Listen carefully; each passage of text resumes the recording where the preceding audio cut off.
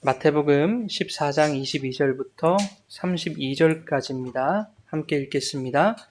예수께서 즉시 제자들을 재촉하사 무리를 보내는 동안에 배를 타고 앞서 건너편으로 가게 하시고 무리를 보내신 후에 기도하러 따로 산에 올라가시니라. 저물매 거기 혼자 계시더니 배가 이미 육지에서 술이나 떠나서 바람이 거스름으로 물결로 말미암아 고난을 당하더라.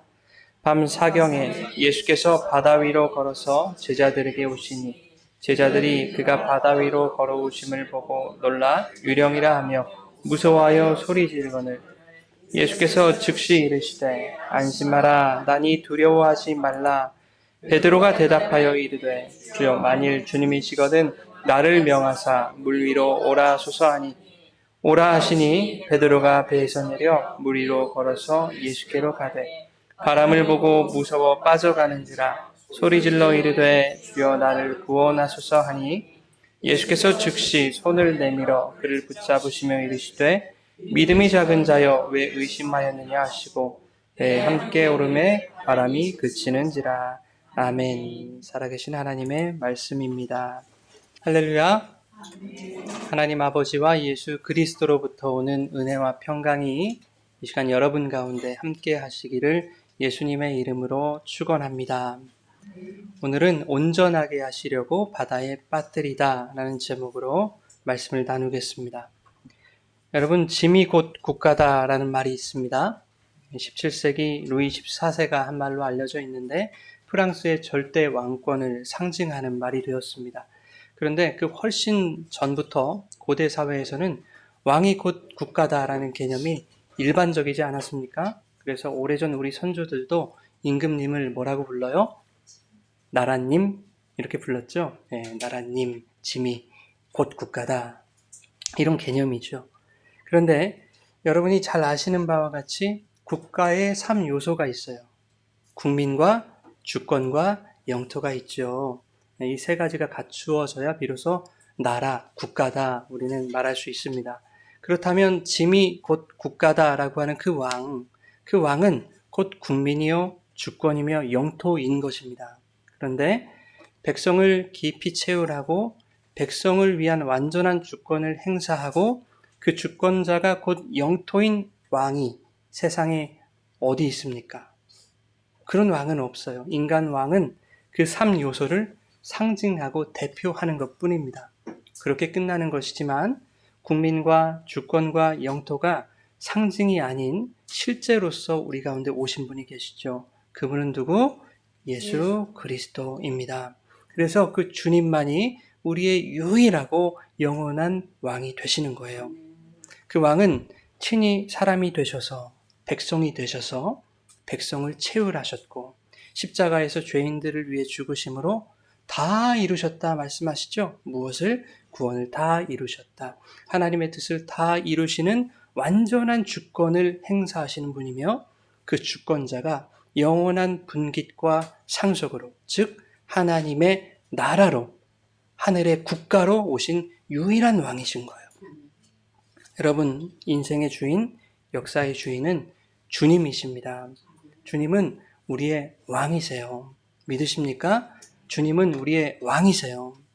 백성이 왕에게 감놔라, 배놔라 할 수 있습니까? 없죠. 그러다 큰일 납니다. 왕은 모든 것을 당신의 뜻대로 하시는 거예요. 물론 참모들의 이야기도 듣겠지만 하늘의 왕은 당신의 뜻대로 하시는 거예요. 그럴 수 있는 힘과 능력이 하늘의 왕에게 있는 거예요. 그런데 유일하고 영원하신 왕으로 오셨던 그 예수 그리스도께서는 그 힘과 능력을 누구를 위해서 사용할까요? 오직 백성들을 위해서만 사용하는 거예요. 자신을 위해서 사용하지 않으세요. 어떻게 하시기까지 사용하시냐면 십자가에서 자기 목숨을 내어주시기까지 백성을 채울하시고 사탄 나라의 종되었던 자들에게 자유를 선포하시는 그런 주권을 완벽하게 행사하셨고 자신의 전부인 하나님 나라 그 하늘의 국가를 우리에게 니꺼다 선물로 주셨단 말입니다.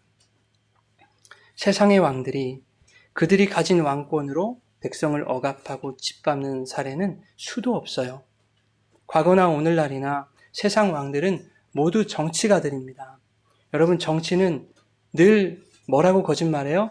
백성을 위해서, 그죠?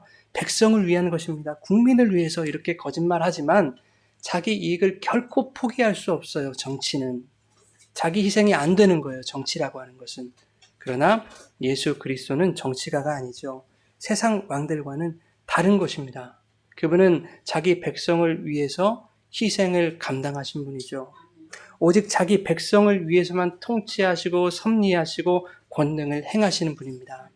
주님의 모든 것이 성도를 온전한 성도로, 온전한 교회로 만들어 가시기 위한, 성도를 위한 사랑의 표현이다 라고 하는 것을 오늘 이 시간 여러분이 깨닫게 되는 은혜가 임하게 되기를 축원합니다. 그런데 주님의 방식, 하늘의 방식은 우리의 생각과는 좀 다르죠. 아니, 많이 다르죠. 우리를 위하시는 하나님의 방식은 우리의 기대와 너무 다른 것입니다. 우리의 생각대로, 세상의 가치대로 해석하는 인간의 습성으로는 도무지 이해할 수 없는 영역에 있습니다.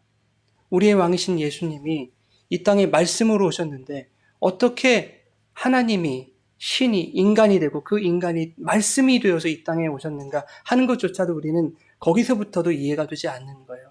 그런데 그렇게 오셨단 말입니다.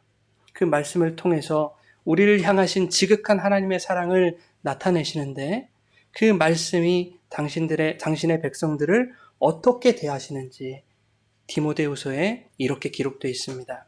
우리 디모데후서 3장 16절, 17절 함께 읽어보겠습니다. 모든 성경은 교훈과 책망과 바르게 함과 하나님의 사람으로 온전하게 하며 모든 선한 일을 행할 능력을 갖추게 하려 함이라. 아멘. 자, 하나님은 우리가 어떤 사람이 되기를 원하세요? 하나님의 사람으로 뭐 하기를 원하세요? 온전하게 되기를 원하신다고요. 온전하다는 말의 뜻은 뭐냐면 점도 없고 흠도 없는 거예요. 우리가 그럴 수 있어요? 점도 없고 흠 없으신 분은 누구예요? 예수 그리스도란 말이에요. 그래서 하나님의 목적은 뭐예요? 성도를 예수 그리스도로 만들어 가시는 것, 그 하나님의 목적이에요. 그렇게 만드시는 것이 우리를 향하신 하나님의 목표이고 그것이 우리에게 행하시는 가장 선한 일이다. 그런데 그것을 위해 어떻게 하신다라고 말씀하고 있는가 하면 교훈하고 책망하신대요. 여기서 책망이라는 단어는 그냥 조금 꾸짖고 마는 차원이 아니거든요. 질책하고 징벌하고 징계한다라는 뜻이에요. 그뿐입니까? 바르게 한다라고 말씀하지 않습니까? 무슨 뜻일까요? 올바른 상태로 회복되도록 교정하고 개선하는 거예요. 이게 무슨 말이냐면 각기 제 길로 가기를 원하는 자들에게 그 길로 가서는 안 돼. 띠를 띄워가지고 그들이 원치 않는 방향으로, 주인이 원하는 방향으로 끌고 간다는 얘기예요. 양들이 각기 제 길로 가잖아요. 그래서 벼랑 끝에 몰려서 막 울잖아요. 그러면 주인이 어떻게 해요? 줄을 던져가지고 칭칭 감아가지고 말이죠. 어깨에 들쳐매고 양이 가고자 하는 그 반대 방향으로 메고 오는 거예요. 베드로가 어떻습니까? 젊었을 때는 자기 마음대로 살아요. 근데 나중에는 어때요? 사람들이 너에게 띠띠어서 네가 원하지 않는 다른 방향으로 이끌어 간다고 말씀하지 않습니까? 그게 교정하고 개선하는 거예요. 내 뜻대로 되어지지가 않습니다. 신앙생활은. 그런가 하면 의로 교육하기에 유익하다 이렇게 말씀하고 있는데 이 말씀은 성도들의 이로움을 위해서, 성도들의 유익을 위해서 양육하고 훈련하고 징계한다는 뜻이에요. 의로 교육한다는 것이 자 1 더하기 1은 2야 이렇게 가르치는 거 끝나는 것이 아니라 양육하고 훈련하고 징계하더라.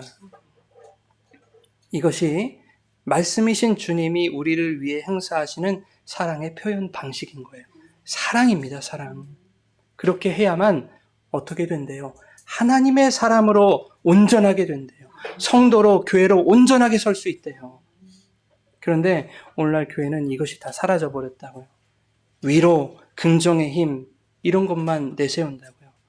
얼마나 힘들고 얼마나 상처로 가득한 세상이냐고. 그러니 목사가 위로하고 긍정적인 말로 용기도 주고 해야 되는 거 아니냐고. 이렇게 투정들을 부린다고요. 언제까지 우리가 어린아이처럼 투정을 부려야 되겠습니까, 여러분? 이제 성장해야죠. 여러분, 사람의 말이 진정한 위로가 됩니까? 그가 나를 위로해주는 것, 위해주는 것은 알겠어요. 나를 생각해주고, 걱정해주고, 염려해주고 하는 그 사람의 마음은 너무너무 고마운 거죠. 그렇죠? 그러나 그 사람의 말이 정말로 나의 힘과 능력, 여러분의 힘과 능력이 되느냐 하는 말입니다. 그게 고마운 말이지만 그때뿐 아닙니까? 여러분의 힘과 능력은, 그리고 여러분의 위로는 오직 말씀이신 예수 그리스도인 줄 믿습니다. 더구나 목사는요, 강단에서 사람의 말로 위로하는 거 아니에요. 밖에서는 집사님, 권사님 그러셨군요. 아이고 얼마나 애쓰셨어요. 사람의 말로 얼마든지 위로할 수 있는 거예요. 그러나 목사는 강단에서 사람의 말로 위로하는 거 아니에요. 주님의 말씀으로 교훈하고 책망하고 바르게 하고 의로 교육하는 거예요. 목사는. 오늘 이 시간 그리스도의 말씀이 여러분에게 교훈과 책망과 바르게 함과 의로서 교육하실 때 여러분 거기서 위로를 얻고 소망을 발견하며 힘과 능력을 얻게 되시기를 주의 이름으로 축원합니다. 그런데 왜 세상의 말과 세상의 가치와 세상의 논리 안에서 사람들이 그렇게 위로와 능력을 찾으려고 하는지 모르겠어요. 세상의 것들은 여러분을 완전한 존재로 만들어주지 못합니다. 오직 예수 그리스도와 그분의 말씀만이 여러분을 온전히 세워주실 거예요. 그 말씀의 책망과 훈계를 달게 들으시는 그런 여러분 되시기 바랍니다. 예, 부글부글 끓지 마시고, 그죠? 뭔가 말씀이 떨어졌을 때 불편하면 하나님이 이거 왜 주셨을까 나에게? 불편한 마음이 이 말씀으로 도려내라고 주셨나 보다. 이렇게 생각하면 얼마나 감사한 거예요. 회개의 자리로 나아가라고 주셨나 보다. 그러면 회개하고 다시 한번 주님 앞에 바로 설 수 있는 계기가 되는 건 아닙니까? 주님의 말씀은 그런 역할을 하는 거예요. 하나님 앞에 내가 바로 서도록 나를 찌르시는구나. 여러분 그렇게 찔림받는 오늘 이 시간 되시기를 아멘. 예수님의 이름으로 축원합니다. 오늘 말씀의 제목을 보면요. 또 바다에 빠뜨린 이야기다 알 수 있어요. 그죠? 지지난주부터 설교가 계속 이어지고 있거든요. 항해의 주인부터 시작해서. 네, 그런데 하나님께서 이제 한 해를 마무리하는 12월 한 달 동안 저에게 같은 주제, 같은 마음으로 설교하라고 그런 마음을 주셨어요. 그래서 불편하시겠지만 왜 목사 또 똑같은 얘기하고 또 빠지는 얘기하고 힘든 얘기하고 그러는가 이런 불편한 마음 가지실 수 있지만 연말에 여러분들에게 왜 이 말씀을 들려주시는가 여러분 깊이 한번 묵상해 보세요. 분명한 하나님의 뜻이 거기에 있을 줄 믿습니다. 예, 그 기대를 가지고 말씀을 새겨 들으시면 좋겠다 하는 부탁을 드립니다. 지난주에는 요나 이야기를 통해서 하나님이 요나의 인생에 항해의 주인 되신다라는 것을 우리가 살펴봤어요. 하나님의 명을 거역하고 세상의 부귀영화로 대표되는 다시스행 배에 올랐던 요나를 끝까지 따라가서 폭풍을 일으키시고 마침내 그 한 사람 콕 집어가지고 바다에 빠뜨리시는 그 하나님의 행하심이 요나 한 사람 그 사람 힘들게 하시려는 것이 아니었다. 요나를 골탕 먹이시려는 것이 아니라 도리어 그를 살려내어 하나님의 일꾼으로 세우시려는 하나님의 사랑이었다라는 것을 우리가 살펴봤어요. 그것이 오늘 마태복음 본문에도 잘 나타나 있습니다. 오늘 본문에도 베드로라는 인물이 바다에 빠지지 않습니까? 바다에 빠진 그를 예수님이 건져내시는 장면이에요. 요나사와 다소 다른 듯이 보이지만 똑같은 이야기를 말하고 있습니다. 지금 구약에서 한 번, 신약에서 한 번 이렇게 똑같은 이야기를 말씀드리는 거예요. 자, 본문의 배경은 오병이어 기적 직후에 일어난 사건이거든요. 예수님이 제자들을 재촉하셔서 배를 타고 바다 건너편으로 건너가게 하시는 상황입니다. 제자들은 그 말씀에 따라서 열심히 노를 저어서 바다 가운데에 이르렀어요. 언뜻 보기에는 제자들이 예수님 말씀에 순종하고 있구나, 우리는 그렇게 생각할 수 있어요. 그러나 제자들의 마음은 사실 오병이어의 그 기적의 영광에 사로잡혀 있었던 겁니다. 그래서 거기서 떠나보내게 하시려는 거였어요, 주님은. 제자들은 마치 자신들이 5천 명을 먹이고 12광주를 남긴 그 놀라운 기적의 주인공이라도 된 양 어깨가 이렇게 올라가 있을 거 아닙니까? 예. 자만에 있고 교만에 있었을 것이라고요. 그 기적은 예수님이 행하신 것이었습니다. 그러나 무리에게 떡을 나눠준 사람들은 누구였어요? 예수님이 직접 나누시지 않으셨어요. 12명의 제자들이 그 5,000명 넘는 사람들에게 일일이 다 떡을 나눠줬다 하는 것입니다. 그렇기 때문에 제자들은 어떤 마음을 가졌을까요? 야, 우리가 특별히 선택받은 존재들이다 라고 하는 그런 우월감에 도취되어 있지 않았겠습니까? 제가 만약 제자들 중에 한 사람이었다면 그 기적의 현장에 좀 더 머물고 싶었을 거예요. 저라면.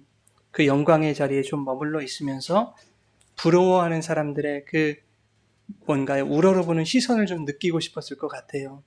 근엄하게 또 뭐 한마디씩 건네면서 영향력을 행사하려고 하고 또 잘난 체도 하고 싶고 했을 것 같습니다. 그래서 주님이 무리와 대면하지 못하도록 제자들을 재촉하여 건너편으로 건너가라 이렇게 말씀하신 것이거든요. 여러분, 우리가 흔히 입이 방정이다 이런 말을 쓰거든요. 교회 안에서도 마치 자신이 다른 사람보다 거룩한 것처럼 특별한 은사가 있는 것처럼 또 영통한 것처럼 할렐루야 이런 사람들이 있잖아요. 내가 네 속을 다 들여다보고 있어. 이런 사람들, 순 가짜들. 그러려면 돗자리 깔고 저기 나가야지 왜 교회에 앉아 있느냐고요. 그런 사람들이 있어요. 네. 사람들에게 말로 영향력을 행사하려는 사람들, 자기를 드러내고 돋보이게 하기 원하는 사람들. 그렇게 자신의 특별함을 과시하고 사람의 부러운 시선을 즐기고 있는 것이죠, 그들은. 그런데 말이 없고 근엄한 사람들도 있어요. 야, 저 사람은 진짜다 싶은 사람들. 저 사람은 정말 세상 말로 나대지도 않고 말도 많지 않고 얼마나 겸손하고 근엄한지 몰라. 얼마나 거룩한지 몰라. 저 사람 정말 영적인 내공이 느껴져 하는 사람들도 있단 말입니다. 그런데 그것도 아니에요, 사실은 여러분. 자신을 그렇게 평가하고 바라봐주는 그 자리에서 조용히 그리고 꾸준히 자신을 드러내고 있는 것일 수도 있어요. 어떤 모습으로든 자신의 영광을 챙기고 누리려는 것이 인간의 죄성이거든요. 성숙한 그리스도인들은 어떻게 행합니까? 칭찬의 자리, 영광의 자리를 급히 떠날 줄 아는 자들이에요. 거기에 머물지 않습니다. 이것은 내 것 아니요. 하나님이 하셨어. 그러면 내가 거기 머물 일이 없는 거예요. 그 칭찬 내가 들을 필요가 없는 거예요. 미련이 없죠. 지난주 말씀에서 폭풍이 일어서 배가 거의 깨지게 되었는데도 요나는 배 아래서 뭐하고 있었어요? 잠을 자고 있었어요. 같은 배에 타고 있던 사람들이 살기 위해서 그 금은보와 교역 물품, 그 아까운 물품들을 다 바다에 던져 버렸다고요. 그럼에도 불구하고 요나는 그것도 모르고 잠을 자고 있는 거예요. 여러분, 이게 말이 됩니까? 과연 요나가 풍랑이 온 거 몰랐을까요? 그 정도로 둔감한 사람이었다라는 것을 말하는 것일까요? 그렇지 않아요. 요나는 폭풍이 자신의 죄로 말미암았다는 것까지 알았던 사람입니다. 그런데 잠을 잤어요. 배 아래서 잠을 잤다는 것은 요나가 스스로를 속이고 있다는 것을 말하고 있는 겁니다. 폭풍이 몰려와서 배가 침몰하게 생겼는데 모를 리가 없는 거죠. 그럼에도 불구하고 잠을 잤다라는 것은 자신의 죄와 연약함을 숨기려고 더욱 고상한 척하는 그런 신자들의 가식과 거짓된 종교 생활을 요나의 이야기로 고발하고 있는 거예요. 그러나 그렇게 숨기는 것은요, 한계가 찾아와요. 한계가. 거짓과 가식은 반드시 드러나게 되어 있는 거예요. 하나님은 반드시 그것을 밝히십니다. 그러니 여러분 안에 아직도 거짓과 가식이 있다면 다 그거 바다에 던져 버리시라는 거예요. 그리고 두려운 마음으로 하나님 앞에 나와 회개하십시오. 자, 그런데 반대로 지지난주에 마가복음 4장을 보면서 예수님도 풍랑이는 바다 위에 떠 있는 그 배에서 잠을 주무셨다 말씀하지 않습니까? 근데 주님은 뭐 의연한 척 하려고 고상한 척을 하려고 하시는 것이 아니라 풍랑과 바다를 통제할 능력이 당신에게 있기 때문에 그냥 평안하신 거예요, 여러분. 결과적으로 주님이 명하시자 바다가 잠잠해지지 않습니까? 여러분, 능력과 영광은 인간에게 있는 게 아니에요. 아무리 뭐 기도하고 열심을 내고 열성을 부리고 한다고 해서 그 능력과 그 영광이 여러분들에게 주어지지 않아요. 아무리 인간이 예수님이 흉내내고 가식적으로 자신을 포장하고 고상한 척을 해도요, 언젠가는 인간은 밑바닥이 드러나게 돼 있어요. 그런데 그것도 주님이 밑바닥을 드러나게 하시는 거예요, 주님이. 왜? 왜 그러실까요? 그를 질책하고 훈계하고 교훈하고 교정해서, 즉 교훈과 책망과 바르게 함과 의로서 교육하여 그를 어떻게 하시려고? 온전하게 세우시려고. 그러니까 그 바다가 여러분들에게 필요합니까? 안 합니까? 해요. 예. 바다에 빠져서 차가워 정신 번쩍 드는 일이 여러분들이 필요해요? 안 해요? 해요. 겨요? 안 겨요? 못 알아듣니 경상도 분들 계셔서 못 알아들으시나? 죄송합니다. 그러니까 저는 개그를 하면 안 된다라는 오늘 또 이제 제가 오늘 깨닫게 되는 거죠. 자, 오늘 22절 말씀 한번 보겠습니다. 시작. 예수께서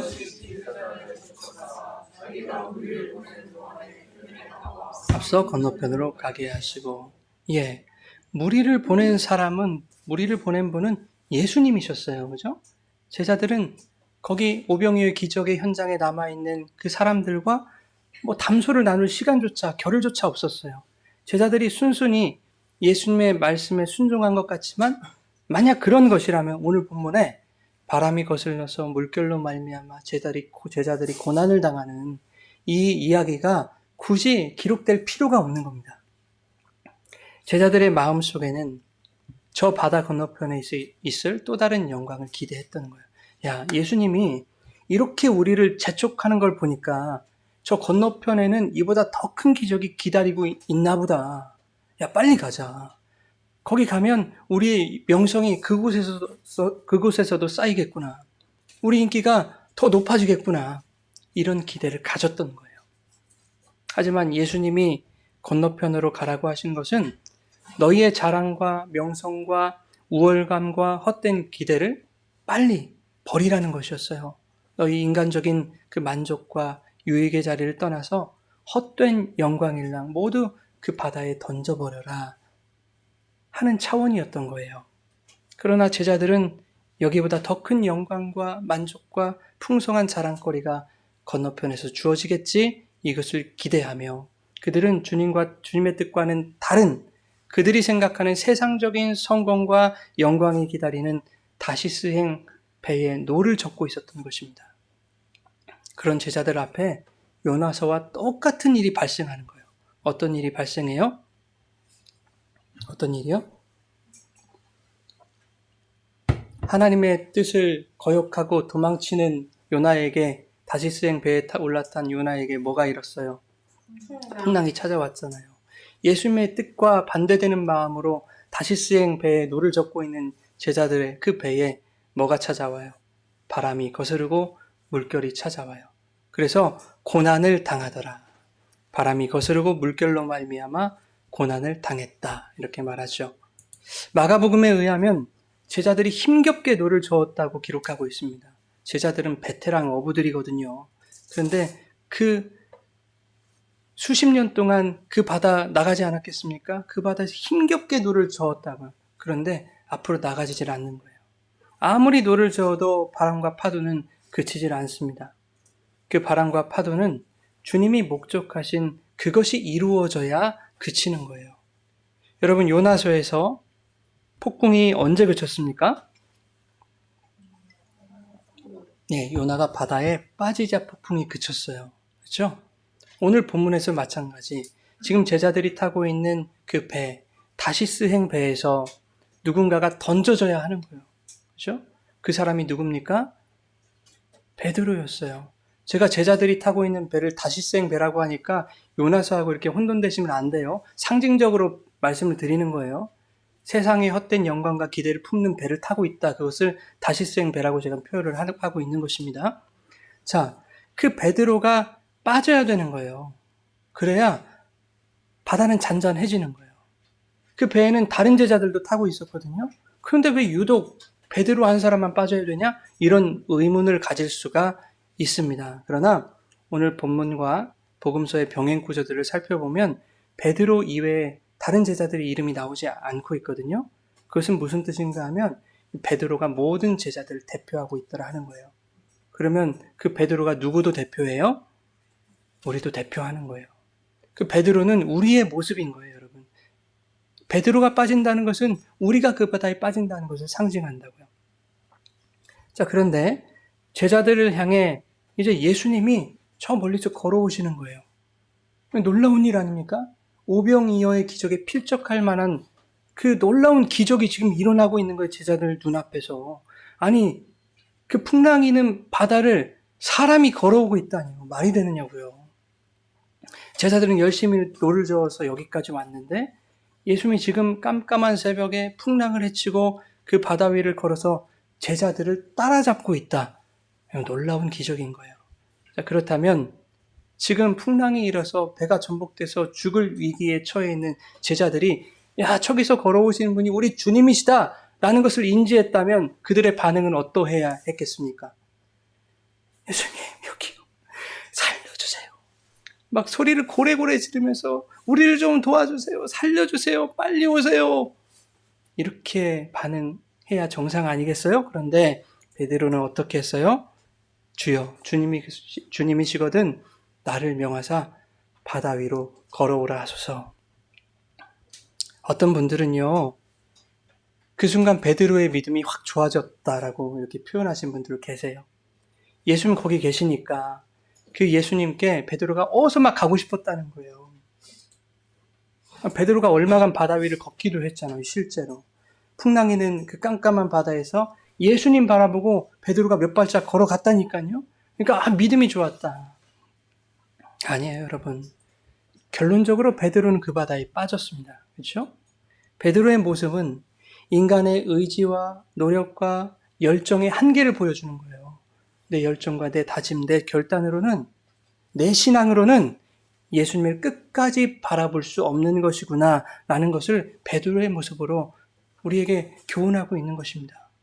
그런가 하면 인간이 기적이라는 것을 얼마나 신봉하고 있는지를 우리에게 보여주고 있는 그런 장면이에요. 깜깜한 바다, 거센 바람, 일렁이는 파도를 뚫고 나를 찾아오신 그 주님께 살려달라고 부르짖을 수밖에 없는 인간의 연약한 실존을 들키기 싫은 거예요, 베드로는. 인정하기 싫은 거예요. 다른 제자들 앞에서 그거 보이기 싫은 거예요. 자존심이 허락지 않은 거예요. 무리를 걷는 기적을 이루는 그 능력과 영광이 자기 목숨보다 더 중요했던 거예요. 지금 나에게 찾아온 이 바람과 파도도 기적을 이루는 그 능력과 그 영광이 나에게 주어진다면 그것으로 내가 해결할 수 있다고 생각했던 거예요. 내가 한번 해봐야지. 여러분, 예수님이 무리를 걸어오시면서 제자들에게 뭐라고 하셨냐면 안심하라, 난이 두려워 말라 이렇게 말씀하셨거든요. 그런데 그렇게 말씀하실 때도 바람이 불었을까요? 안 불었을까요? 불었어요. 예, 베드로가 바다 위를 걸어갈 때도 바람이 불었을까요? 안 불었을까요? 불었어요. 오늘 본문 29절에 보면 베드로가 바람을 보고 무서워 빠져갔다 말하지 않습니까? 걷는 그 순간에도 바다는 잠잠하지 않았습니다. 여러분, 바다가 언제 잠잠해졌습니까? 주님이 물에 빠진 베드로를 붙들어서 그와 배에 함께 오르시자 비로소 바다가 잠잠해졌어요. 예수님만이 하실 수 있는 거예요, 여러분. 우리의 능력이 아닙니다. 그런데 우리가 여기서 생각해 봐야 할 것이 하나 더 있어요. 예수님이 붙들어 주시면 우리는 안전합니까, 여러분? 아멘 하셔야죠. 예수님이 붙들어 주시면 안전할 거 아니에요, 그죠? 아멘이에요. 예. 비록 바다에 빠졌더라도 빠진 그 물속에서 붙들려 있으면 어떨까요? 생각해 보세요. 아직 물속이라도 안전한 거 맞습니까, 여러분? 주님이 붙들어 주셨다면? 아멘이죠? 그래요. 주님이 빠진 나를 건지시려고 다가오셨고 한 번 붙든 자들은 절대 놓지 않으시기 때문에 우리는 지금 바다 한가운데 빠져 있더라도 안전한 거예요, 여러분. 근데 그것을 모르더라고요, 사람들이. 바다에 빠지면 그냥 힘들고 괴로운 건 줄만 알아요. 이미 주님이 우리를 붙들어 주셨는데 그러면 안전한 건데. 여러분, 주님의 손에 우리는 늘 붙들려 있다는 사실을 기억하시기 바랍니다. 여러분의 상황과 형편 상관없어요. 어떤 풍랑을 만났건 어떤 풍파가 여러분을 덮쳤건 상관이 없어요. 주님이 여러분을 잡고 계세요. 그럼 여러분은 안전한 거예요. 여러분, 예수님은 기적의 영광, 그것을 나의 능력과 힘으로 소유하기 원하는 그런 헛된 기대를 버리라고 제자들 바다로 보내셨는데, 바람과 파도로 죽을 고생을 하면서도 제자들이 그 눈앞에 기적이 보이자 그 기적을 내 걸로 만들고 싶었단 말이에요. 베드로는 내 것으로 만들고 싶은 그 인간의 욕망, 예수를 믿으면서도 끝도 없이 다시스의 힘과 영광을 탐하고 소유하기 원하는 인간들의 실체를 오늘 본문이 폭로하고 있는 것입니다. 그리고 그 존재를 바다에 빠뜨리시는 거예요. 주님. 예수님이 베드로에게 야, 걸어와라, 오라 라고 하시는 의도는, 그래 베드로야, 너도 할 수 있어. 네가 열정을 가지고 믿음을 가지고 똑바로 나를 바라보고 걸어오면 너도 이 바다를 건널 수 있어. 걸을 수 있어. 나만 똑바로 바라보면 너도 물 위를 걸을 수 있어. 그것이 믿음이야. 내가 너에게 그 능력, 그 은사를 가르치려고 이 바다에 풍랑을 내린 거야. 여러분, 이것을 말씀하는 것이 아니더라는 거예요. 맞아요. 우리가 예수님만 똑바로 보고 걸어가면 바다에 빠지지 않을 겁니다. 그런데 인간에게는 주님만 똑바로 바라볼 수 있는 능력이 없다는, 그것을 우리가 잊을 때가 너무 많아요. 여러분, 날마다 주님만 바라보고 사세요? 우린 연약한 인간이잖아요. 모든 인간은 자신의 유익과 영광을 챙기려는 악한 본성, 그 본성에 빠진 죄인들이라고요. 그것을 기억하셔야 돼요. 예수님, 나를 명하여 물 위로 오라 하소서. 베드로가 이렇게 말했을 때 예수님이 오라 말씀하신 것은 자신의 유익과 영광만을 챙기려는 인간의 죄된 실존을 그 깜깜한 바다에 빠뜨리시기 위해 부르신 거예요. 예수님이 말씀하시면 되죠. 아니야, 너 못 오니까 거기 있어. 내가 갈게. 기다려. 하면 되잖아요. 아니, 걔도 우리 마루 키웠었잖아요. 마루. 걔도 기다려 하면 얼마나 잘 기다리는지 몰라요. 여기다가 먹이 간식 딱 올려놓고 기다려 하면 5분이고 10분이고 기다려요. 예수님 말씀하시면 기다릴 거 아닙니까? 그런데 오라 하셨어요. 왜? 빠뜨리시려고. 그런데 빠뜨려서 죽이시려고 부르신 것입니까? 아니죠. 주님의 손으로 건져내셔서 너를 살리는 능력은 너로부터 말미암는 것이 아니라 예수 그리스도의 손에 달렸다라는 것을 그에게 가르치시려는 거예요. 주님의 주권과 다스림에 순복하게 하심으로 하나님 나라의 통치를 받는 온전한 교회로 지어져 가게 하시려는 주님의 교훈과 책망과 바르게 함과 의로운 교육이셨던 거예요. 인간적인 생각과 기대, 세상적인 가치관을 바다에 수장시키시고 예수님의 은혜로만 살리심을 받는 그것이야말로, 여러분, 그것이 가장 큰 영광이며 기적이라는 것을 깨닫게 하시려는 주님의 사랑이 오늘 본문에 적혀 있는 것입니다.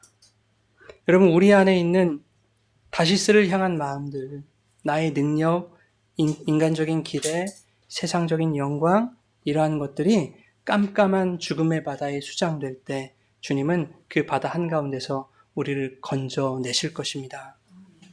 그것을 우리가 깨닫고 있다면 인생의 바다 가운데 광풍이 불고 맹렬한 파도가 다가올 때 우리는 애써서 그 바다 위를 내가 내 힘으로 걸어가려고 애쓰지 않아도 된다는 겁니다. 주님, 파도가 너무 몰아치네요. 너무 무섭습니다. 너무 사납습니다. 세상의 파도가 나를 덮치려고 합니다. 정말 죽을 맛입니다. 힘들어 죽겠습니다. 나를 좀 도와주십시오. 이렇게 연약한 자신의 실존을 인정하고 부르짖을 때 주께서 우리가 탄 배에 오르셔서 안전하게 항해하심으로 목적지인 건너편으로 우리를 인도해 주실 것입니다. 내 힘으로 바다 위를 걸어보려다가 차디찬 바다에 빠질 때도 있어요. 여러분, 우리가 연약한 존재이기 때문에 여러분 돌아가실 때까지 그거 반복하실 거예요. 내 힘으로 한번 해봐야지 라고 하는 그런 습성을 우리는 버리지 못해요. 죽을 때까지. 그렇게 우리는 수시로 차디찬 바다에 빠질 것입니다. 그러나 그것도 너무 두려워하지 마세요. 여러분, 우리가 빠진 그 자리에 누가 계실 것이기 때문에, 예수님 계실 것이기 때문에 폭풍을 뚫고 이미 우리를 찾아오셔서 고난의 현장 한가운데서 우리를 건져내시려고 주님은 거기서 지금도 스탠바이 하고 계세요. 그러니 여러분이 연약하여 바다에 빠졌더라도 그것이 자신의 연약한 실체임을 깨닫고 그 자리에서 주님 찾고 부르짖으면 되는 것입니다. 그때 주님께서 손 내밀어 건져내시고 당신의 온전한 교회들로 세워주실 것입니다. 그 주님을 붙들고 끝까지 항해에 성공하시는 여러분 되시기를 예수님의 이름으로 축원합니다.